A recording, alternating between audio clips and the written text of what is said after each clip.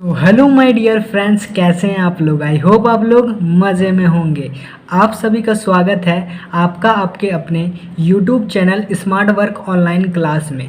दोस्तों, आज की क्लास में हम लोग रेल चैप्टर के part 15 Sagir Ahmad book question number 71 से सॉल्व करने वाले हैं।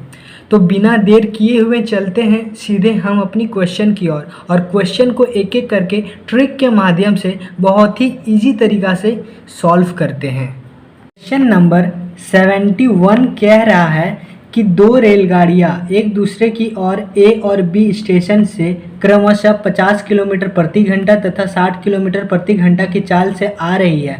मिलन के समय दूसरी रेलगाड़ी पहली रेलगाड़ी से 120 किलोमीटर ज़्यादा दूरी तय करती है, तो दोनों स्टेशनों के बीच की दूरी क्या होगी। ठीक है, बहुत ही इजी क्वेश्चन है और इसको शॉर्ट ट्रिक से हम लोग इस क्वेश्चन को सॉल्व करने वाले हैं। ठीक है, तो देखिए, एक है ए रेलगाड़ी और एक है बी।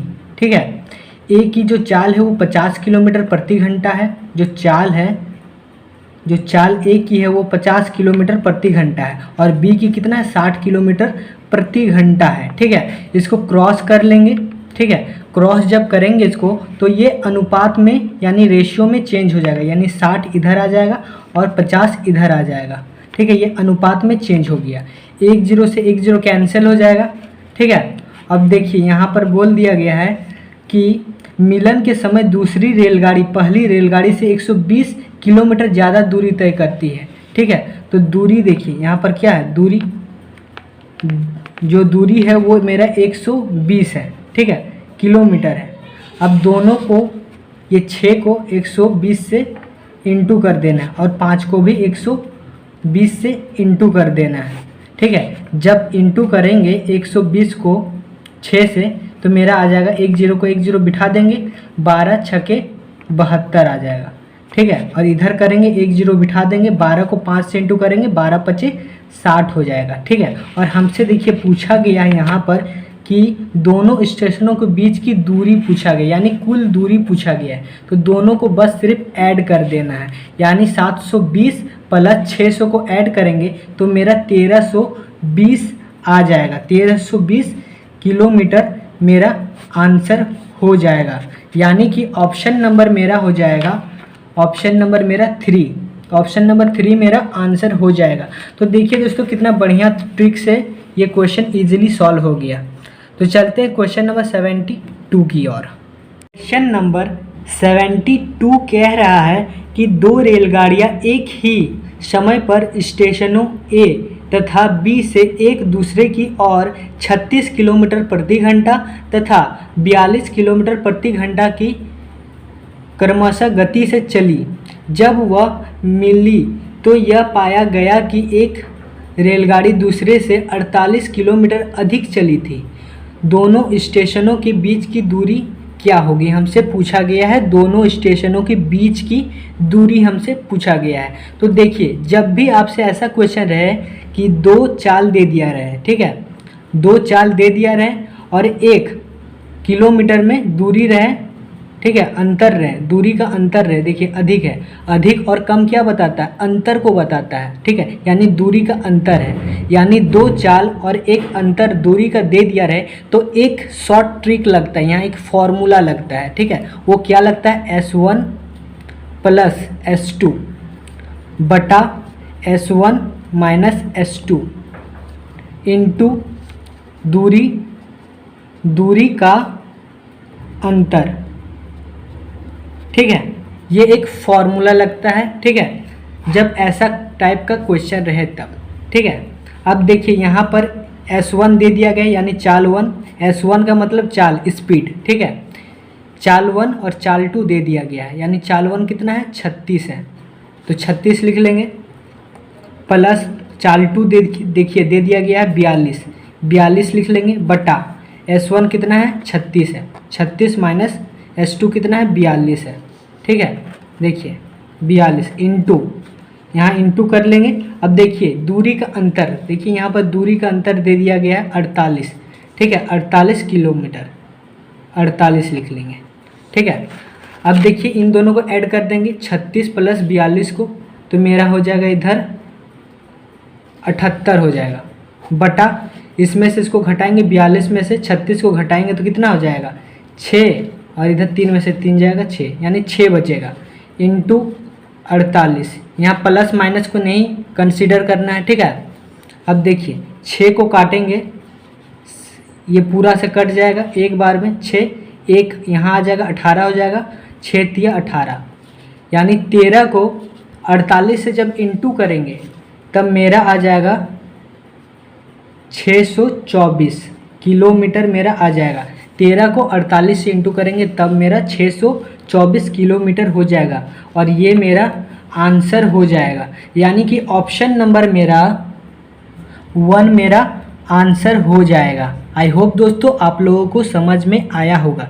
चलते हैं क्वेश्चन नंबर 73 की ओर। क्वेश्चन नंबर 73 कह रहा है कि एक रेलगाड़ी 92.4 किलोमीटर प्रति घंटा के चाल से चलते हुए 10 मिनट में कितनी दूरी तय करेगी। यानी हमसे दूरी पूछ लिया गया है, दूरी। तो हम लोग जानते हैं कि दूरी बराबर क्या होता है, दूरी बराबर होता है चाल इंटू समय होता है, ठीक है, चाल। तो देखिए यहाँ पर चाल दे दिया गया है 92.4, ठीक है, इंटू समय। देखिए यहाँ पर समय दे दिएगा 10 मिनट, देखिए मिनट में, तो इसको सेकंड में चेंज कर लेते हैं, 60 से इंटू कर देंगे। अब देखिए यहाँ पर बोला गया है मीटर में तय करेगी, कितना मीटर में, हमको मीटर में लाना है। तो देखिए यहाँ पर किलोमीटर में है जो चाल, तो चाल जो किलोमीटर में है उसको हमको मीटर में चेंज करना पड़ेगा। तो हमको क्या करना पड़ेगा, इस पूरे को, इस 92 पॉइंट को यहाँ नीचे लिख लेते हैं एक बार। यानी कि ये 92.4 जो है इसको इंटू करना पड़ेगा 5/18 से, ठीक है, इंटू हो जाएगा 10 इंटू 60 उतर जाएगा। 5/18 से क्यों इंटू करना पड़ेगा, देखिए इधर हम लोग साइड में समझते हैं। हम लोग सीखे थे बेसिक क्लास में कि जब किलोमीटर प्रति सेकंड से हमको किलोमीटर प्रति घंटा में चेंज करना है तो 18/5 से हम लोग इंटू कर देते उस वैल्यू को, ठीक है। तो किलोमीटर प्रति घंटा में चेंज हो जाता है, किलोमीटर प्रति सेकंड से किलोमीटर प्रति घंटा में चेंज हो जाता है। और यदि कोई मेरा वैल्यू दिया रहे किलोमीटर प्रति घंटा और हमको चेंज करना है किलोमीटर प्रति सेकंड से, तो हमको क्या करना पड़ेगा, 5/18 से उस वैल्यू को इंटू करना पड़ेगा। ये वाला मेरा यूज़ हो रहा है, यानी मेरा किलोमीटर प्रति घंटा मेरा दिया हुआ था, ठीक है, तो इसको हमको चेंज करना था किलोमीटर प्रति सेकंड में। तो 5/18 से इसको पूरा वैल्यू को इंटू कर दिए, ठीक है। अब देखिए ये दशमलव हटेगा तो 10 बैठेगा, ठीक है, 1 0 से 1 0 कैंसिल हो जाएगा, ठीक है। 18 से काट लेंगे इसको, तो पूरा को,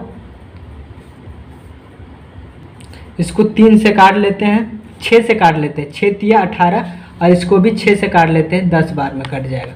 3 से काट लेते हैं 92, यानी 924 को काट लेते हैं, ठीक है। 3 से काटेंगे तो 3 बार में 9, ठीक है, 0 और 24 हो गया, तो 24 3 का पहाड़ा में 8 बार में, ठीक है, कट जाएगा। अब देखिए इनको इंटू कर देना है, 308 हो गया, इंटू 5 को 10 से इंटू करेंगे तो 50 हो जाएगा, ठीक है। अब इसको इंटू कर देना है, 308 इंटू 50 को 1 0 बिठा लेंगे, 5 को करेंगे 8 से इंटू तो 40 का 0 हाथ में रहा 4, ठीक है। 5 को 0 से इंटू करेंगे तो 0 ही होगा, 4 बैठ जाएगा। 5 को करेंगे 3 से इंटू 15 हो जाएगा, यानी कि 15,400 मेरा किलोमीटर में मेरा आंसर हो जाएगा।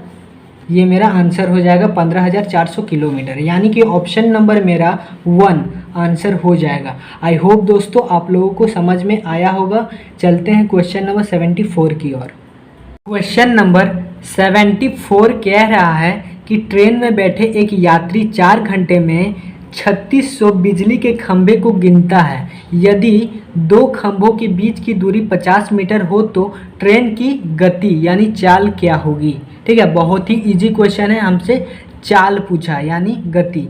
तो चाल बराबर क्या होता है, दूरी बटा समय होता है, ठीक है। तो हमको दूरी चाहिए और समय चाहिए। तो देखिए यहाँ पर समय जो है 4 घंटा दे दिया गया है, ठीक है, लेकिन दूरी नहीं दिया हुआ है, तो दूरी हमको निकालना पड़ेगा। तो तो साइड में निकाल लेते हैं, ठीक है, साइड में दूरी निकाल लेते हैं। अब देखिए वो यात्री जो है वो आदमी है जो 3600 बिजली के खंभे को गिनता है, 3600, ठीक है, कितना 3600 को, और दो खंभों के बीच की दूरी देखिए 50 मीटर है, वो 50 मीटर को इससे इंटू कर देना है, ठीक है, 50 मीटर को, तो ये मेरा दूरी निकल जाएगा। देखिए 3 जीरो है, 3 जीरो बिठा लेना है, ठीक है, 5 को इंटू करना है 6 से, 30 हो जाएगा, 30 का जीरो हाथ में रहा 3, 5 को 3 से इंटू करना है 15 और 3 18 हो जाएगा, ठीक है, यानी इतना मीटर हो जाएगा।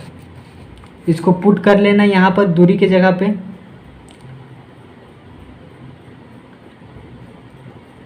देखिए अब ये मीटर में है, ठीक है, मीटर में है, तो देखिए यहाँ पर मेरा जो आंसर है वो सारा कोई किलोमीटर प्रति घंटा में है, तो ये मीटर से हमको किलोमीटर में चेंज करना होगा, तो 1000 से इंटू कर देना पड़ेगा। 3 जीरो से 3 जीरो कैंसिल हो जाएगा, यानी बच जाएगा 180/4, 4 बच जाएगा।